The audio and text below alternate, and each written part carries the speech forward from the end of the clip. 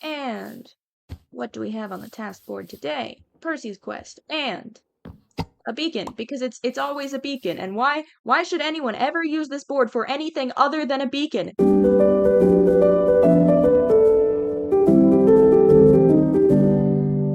I mean, the convenient part of it is I do already have a beacon because last time did not go well categorically. Like there's no way to define it as going well. But I have a beacon, so we're just gonna take this book. We're gonna say hello.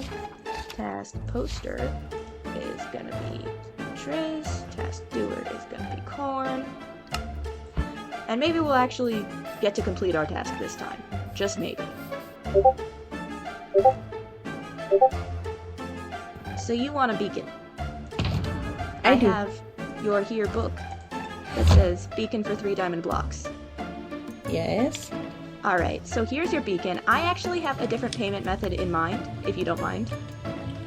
I mean, if I get to keep my treasures, I am all for it. Yeah, ooh, how do I describe this? Okay. I am feeling very lazy. And I've got this entire box of coal ore. Can you turn that coal ore into coal blocks for me? So you just want me to mine these? To turn it into coal blocks. And okay, so you just want me to mine them and then turn them into blocks, and then I get the beacon. Yes, I get to keep the coal, very specifically. Oh well, I kind of assume too. Otherwise, it would be kind of odd to have me break them and then. So I just need I to can turn do that that box of coal ore into coal blocks. Yeah. Yeah, I can do that. I got Fortune 3. So, like, we're doing it in the yard, we're doing it right here. I mean, do you want me to do it now? Yes, that would be great. Okay. Well, might as well get digging then. Yeah.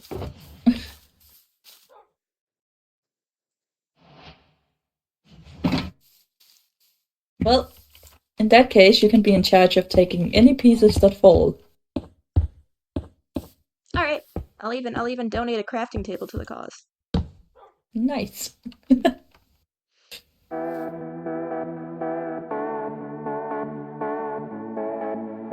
you realize this is going to be a long process, right?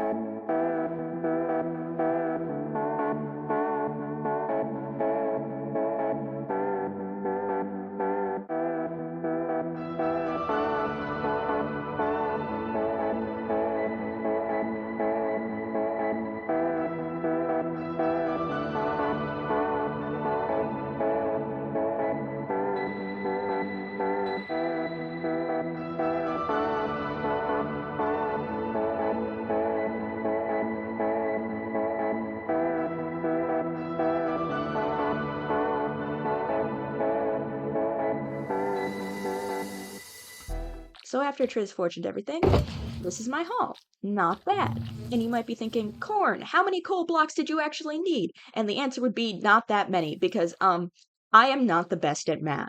I really like math, nothing against it. I'm even going to college for math. But when I tell people I'm going to college for math, what they don't understand is that doesn't mean I'm good at math. That means I really, really like math. So yeah, I only needed like 160 something coal blocks, which is like under 3 stacks. And now I have much more than 3 stacks.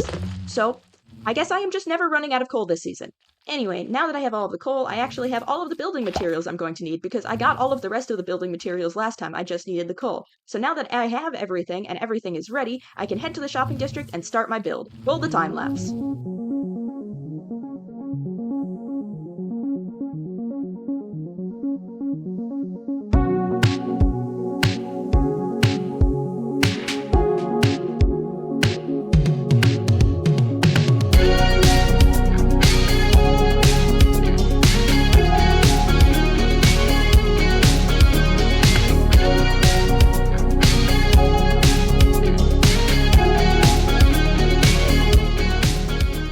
And the build is complete. Behold!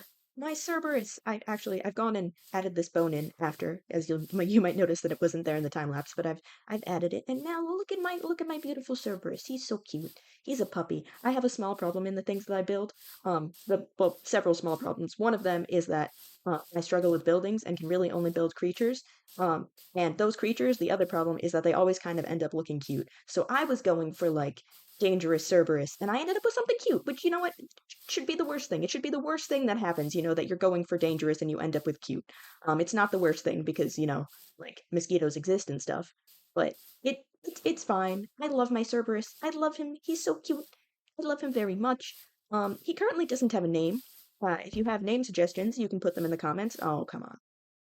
We're gonna ignore those guys. You can put them in the comments.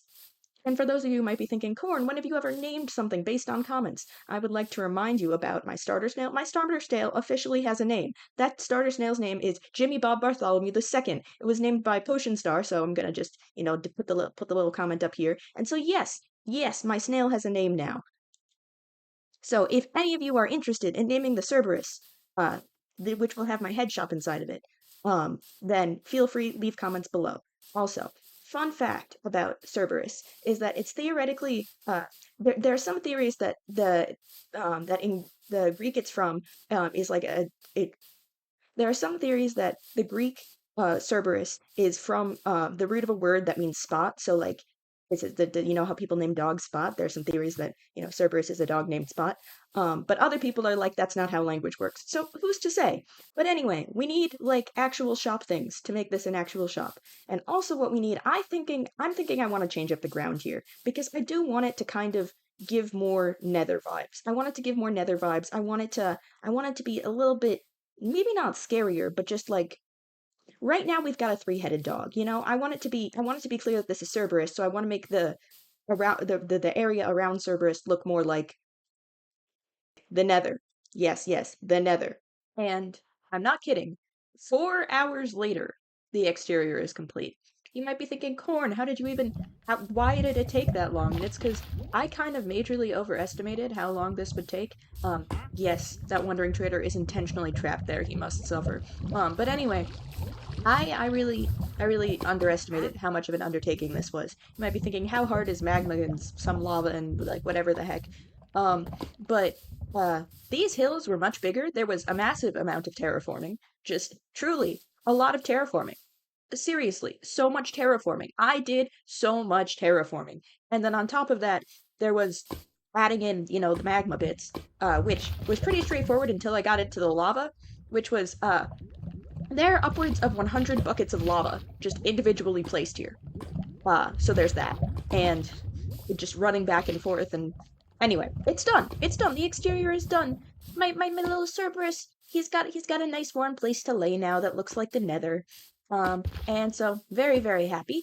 Now I just need to like actually make it a shop, which would require doing an interior, which requires figuring out how one might enter a Cerberus. Because outside of a dog, a book is a man's best friend. Inside of a dog, I'm going to sell you heads. Interiors with Corn. So I've got my box of bits and bobs and stuff, and I'm ready to do the interior. But the first step of the interior is actually the part that I forget the most often, which is actually putting a door on your build plan so that people can get inside, because otherwise, how is a building supposed to have an interior if they can't get inside? I considered a lot of different doors for this because I am basically just sticking a random door in this Cerberus's chest, and I feel bad for that. So I'm going with dark oak because it's the darkest one, the darkest door we have. We don't have a black door, which is unfortunate. Like, oh well. And the red one looked really weird. I'm just gonna put that out there. So, just gonna go. We're gonna put in the door, just a random door inside the Cerberus because that makes total sense. Stick that there. Here. And here, and then we can say boop.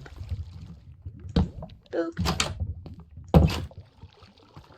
Are the handles pointing the right way? That is the real question.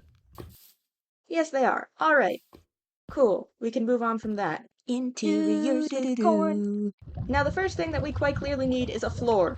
I am not making a shop on grass, and I figured some red nether bricks would look really good because, red and black just look very dramatic together, and I like that. And yes, I know this is a weird shape. This is a weird shaped shop. I'm probably just gonna cut off some of the bits, like maybe put more wall here to ignore that. But that's a problem for future corn. Current corn is putting in the floor. Interiors with corn. Now that the floor is in, you can really kind of see the vibes. It's not exactly what I thought. It is giving slightly more vampire than I was expecting. But hey, I don't hate it. I don't hate it. I think that this is going to be really fun. I think this is going to be really fun. And taking the whole vampire theme, even though we are inside Cerberus, a three-headed dog, so like it's a little mishmashy, but taking that theme, I think we can sell heads in coffins, and that's going to be iconic. For wood types, we're gonna have chests, not barrels, because I have just used too much spruce too recently. So we're gonna use chests, and so that's gonna be oak. And then we already have dark oak here, so that's oak and dark oak. And if we need a third, maybe I'll throw in mangrove or something. But that is a good starting point. Interiors with corn. So I've put in the coffins, got out some more stuff like my detail stuff, ender chest and stuff. So look, coffins, we're gonna sell heads in them. I think that's fun. I do think, however, that it is a bit barren here, and there is a lot of torch spam. For torch spam, I definitely want the lighting in here to be dimmer, so I think I'm gonna do some heavy controlling of that with candles, just so that I can get it exactly how I want. And I think for the floor, which is just basically, it's very dramatic, it's wonderful, love that, but it is a bit much. I think right now, carpet, a nice rug, would just break it up. And because this might look like an interesting floor, and I think it's an interesting floor, but it doesn't count as interesting for the purposes of the rug, because it is all one solid color. So I'm thinking maybe a checkerboard rug and some heavy candles, and we'll get back to it. Interiors with corn. I've had to move all my detail bits over here because they were getting in the way. And by detail bits, I mean 2 boxes of my detail bits and then supplies and the crafting table. So I've had to move this all over here.